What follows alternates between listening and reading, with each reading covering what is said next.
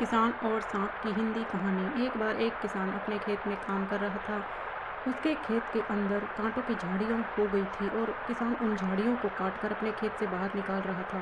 झाड़ियाँ इतनी गहरी हो गई थीं कि पता ही नहीं चल रहा था कि कहाँ से काटकर झाड़ियों को बाहर निकाला जाए।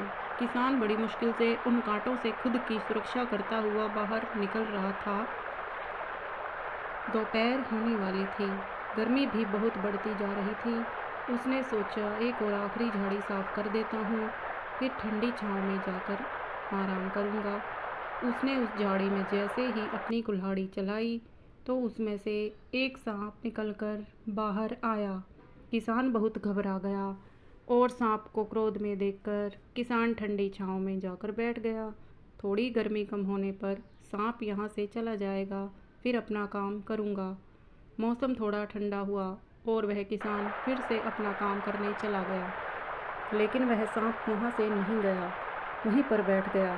किसान ने जब दोबारा अपनी कुल्हाड़ी उस झाड़ी में चलाई तो वह सांप फिर बाहर आया और अपना फन ऊंचा करके किसान को डराने लगा। सांप अब पहले से भी ज़्यादा क्रोध में था। किसान ने अपनी कुल्हाड़ी उसी झाड़ी में छोड़ दी और तुरंत वहाँ से दूर चला गया। सांप अभी क्रोध में था, यहाँ से जाने में ही फायदा है, ये सोचकर किसान अपने घर चला गया। किसान बहुत घबराया हुआ था तो उसे पूरी रात नींद नहीं आई। उसी रात जब सांप उस झाड़ी में घूम रहा था तो उसका शरीर उस धारदार कुल्हाड़ी से टच हो गया, जिसके कारण वह पूरी तरह से जख्मी हो गया था। उसे वह कुल्हाड़ी अपनी दुश्मन लग रही थी और उसने उसे डसने की कोशिश की तो कुल्हाड़ी की धार से उसका मुंह दो भागों में बट गया। मुंह से खून निकलने लगा और थोड़ी देर तड़पता हुआ वहीं पर मर गया। कुल्हाड़ी भी पूरी तरह सांप के खून में गड़ी हुई थी। किसान जब सुबह आया तो उसने देखा कि सांप मरा हुआ पड़ा था और कुल्हाड़ी पर भी खून लगा हुआ था।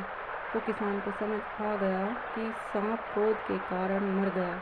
वह इस कुल्हाड़ी को अपना दुश्मन समझ रहा होगा और अपना क्रोध इस पर निकालने के लिए धारदार कुल्हाड़ी से लिपट गया होगा, जिससे इसका शरीर पूरी तरह कट गया और मुंह के भी दो भाग हो गए।